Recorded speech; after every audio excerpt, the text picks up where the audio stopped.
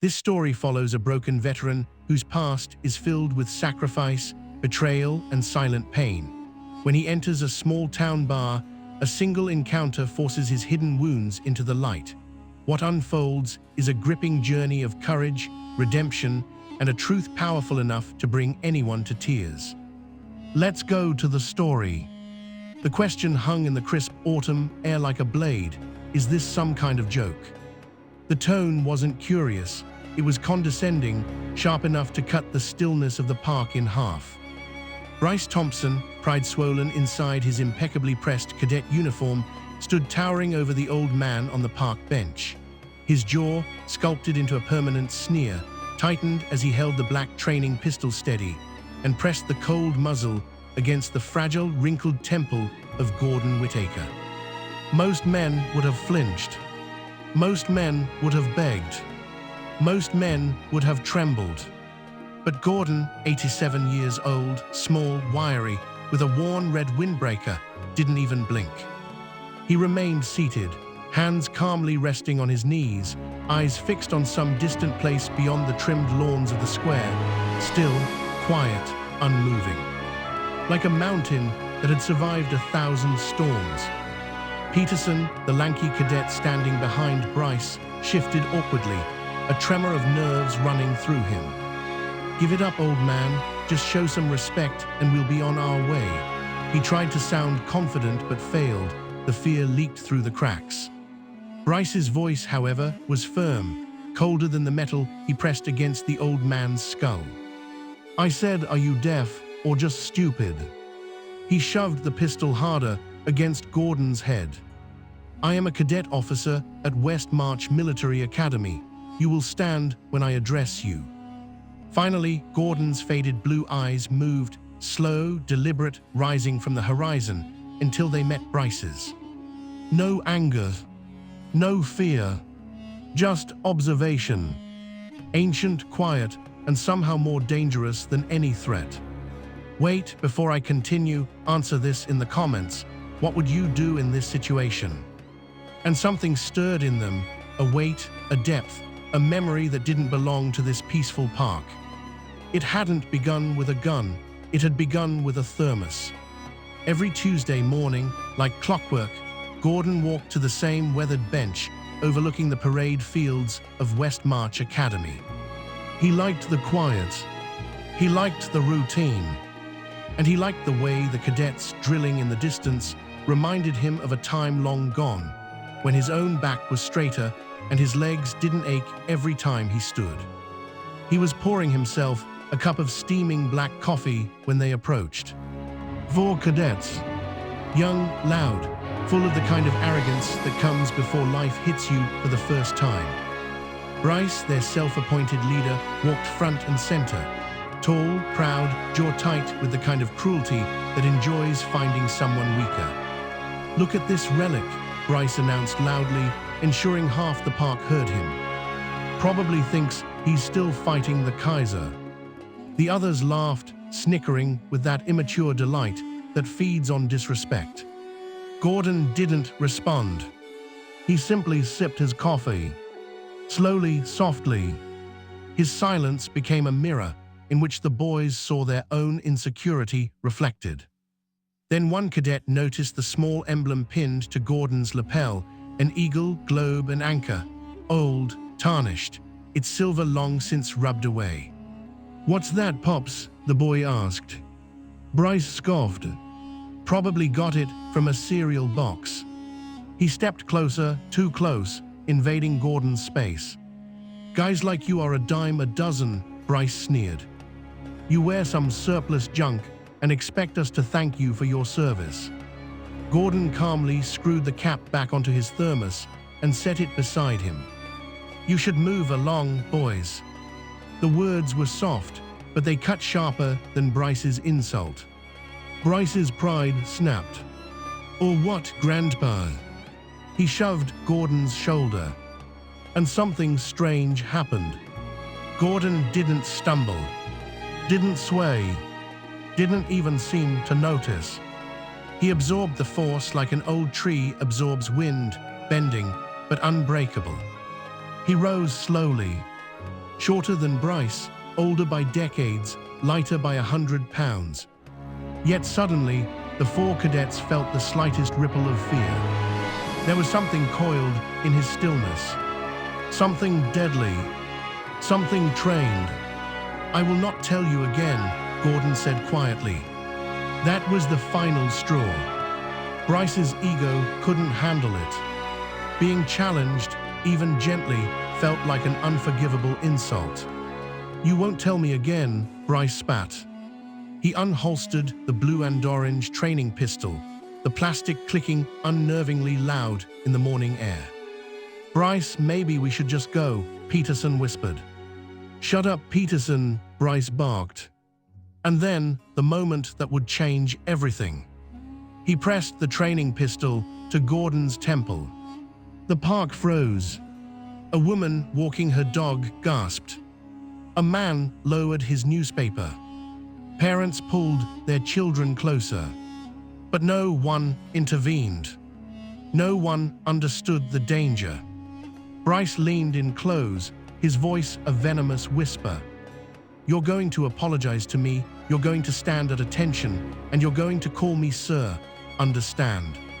Gordon didn't move. But inside his mind, everything shattered. The present dissolved, the past roared back. The cold plastic of the training pistol transformed. It became the heavy steel of an M1911, the one he'd carried through jungles that smelled of rot, mud, and death. The crisp autumn air thickened into the humid stench of war. The arrogant face inches from him morphed, twisting into the terrified eyes of a young enemy soldier, hands raised, trembling. The world around him blurred until one memory surfaced, sharp as a knife. His captain pressing a small metal pin, this pin, into his blood-stained hand. "They'll give you the official one later, Gunny," his captain rasped. "But this one was my father's. He wore it on Iwo Jima. You honor him by wearing it now." The world snapped back to the park. Bryce flicked Gordon's pin. "Probably doesn't even know what it means," he sneered. But someone watching did know. Across the street, a retired army colonel froze. Frank Jensen had seen young soldiers swagger before. He'd seen arrogance. He'd even seen stupidity. But when that pistol went to the old man's temple, Frank's heart stopped. He knew that look in Gordon's eyes. Real viewers only. Comment yes or no. I want to see who's actually paying attention. It was the look of a man who had already lived through hell and might drag others there if forced. Frank dialed a number. Not the police. Someone else. Someone who would understand. The phone rang. McRaven, came the voice, firm, clipped, authoritative. "Marcus," Frank whispered urgently. "You have 4 cadets assaulting an old man. One is holding a weapon to his head." "Silence." "Then." "Describe the man." 80-something, red windbreaker. Worn marine pins. Another silence. Longer. Heavier. Frank McRaven's voice dropped, not with fear, but with recognition. "Describe the pin, exactly." "Tarnished, nearly smooth, looks like it's been through a war." A sharp inhale. "Don't let him leave, I'm on my way." The line went dead. General McRaven moved like a storm. Inside his office, he barked orders, his composure cracking for the first time in years. "Get me Operation Nightfall, Level 9 clearance, now." "Sir, that file is..." "Quick challenge, describe this moment in 1 emoji. Let's see what you pick. Fire." "Do I sound like I'm ASKING?" Minutes later, a grainy photograph appeared on his screen. A young Marine sergeant. Dirty, exhausted. Eyes burning with something unbreakable. Name Whitaker Gordon. Call sign Ghost. McRaven went pale. It was him. He grabbed his hat. Scrambled the command vehicles, full staff, full dress, town square, move. Back in the park, time was running out. Bryce was drunk on his own power. I represent the authority of this nation, he bragged. You're an insignificant old man. But before his arrogance could peak, the air was shattered by the piercing scream of a military siren. Heads turned. People gasped. 3 black SUVs and 2 MP cruisers came roaring into the square. They skidded to a stop, doors flying open. And out stepped General Marcus McRaven. Immaculate uniform, ribbons gleaming, face carved from stone. Behind him, his entire senior command staff. They marched toward the scene like an execution procession. Bryce's face drained of color. His hand shook. The pistol slipped from his grip and hit the ground. McRaven didn't look at him. He walked straight to Gordon, stopped 3 feet away. Then, with the sharp crack of boots, he snapped into the most rigid salute of his life. Sergeant Major Whitaker, his voice boomed. "It is an honor, sir." Gasps exploded across the crowd. McRaven continued.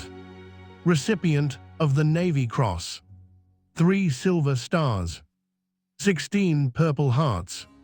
Sole survivor of Ghost Platoon during the siege of an L-1ED9C. Defender of Hill 742 for 3 days and 3 nights. He lowered his salute. "I'm watching your comments right now. Tell me, should I continue the story or stop here?" "You are not a relic," McRaven said, voice trembling. "You are the standard." Bryce's life ended in 2 sentences. "Cadet Thompson," McRaven said coldly, "you put a weapon to the head of a living legend. You disgraced this uniform. You are expelled, effective immediately." Bryce's knees nearly buckled. And finally, Gordon spoke. "They're just boys, General," he murmured, full of pride with nowhere to put it. "The uniform doesn't make the man. The man must be worthy of the uniform." Even in humiliation, he offered mercy. Even after disrespect, he offered wisdom. 1 month later, Bryce stood in a grocery store, stocking shelves, dreams shattered. He felt someone stop beside him. "The chicken noodle is better," came a quiet voice. Bryce froze. Gordon Whitaker stood there, calm, gentle, not angry. "It's a heavy burden, son, pride," Gordon said softly. "It can build you, or it can poison you. The hardest part is learning the difference." Bryce's throat tightened. His eyes strung.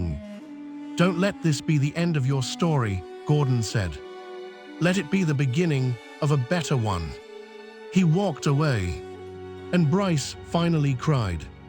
Tears for what he'd done. Tears for what he'd almost destroyed. Tears for the man he knew he needed to become. Star heroes don't always look like heroes. Sometimes they look like a quiet old man on a bench. Wait, right now in the comments. 1 word. What did this story just make you feel? G.O. I'm reading every single one. 1 second pause. Type ghost if you got chills. Type respect if you're standing a little taller today. Do it now. Let's flood this comment section with American pride. Your turn. Comment fast.